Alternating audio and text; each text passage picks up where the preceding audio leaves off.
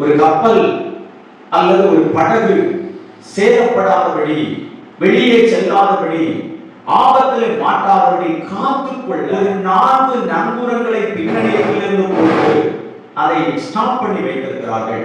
ஒரு கட்டுக்கோப்பு, ஓரளவு உயிர் பயம், உயிர் சேதம் இல்லாதபடி நாம் தப்பலாம், பொழுது விழித்தால் தப்பிக்கொள்ளலாம் என்கிற ஏதோ ஒரு வாஞ்சையோடு, தாகத்தோடு அவர்கள் காத்திருக்கிறார்கள், எதிர்பார்ப்போடு காத்திருக்கிறார்கள்.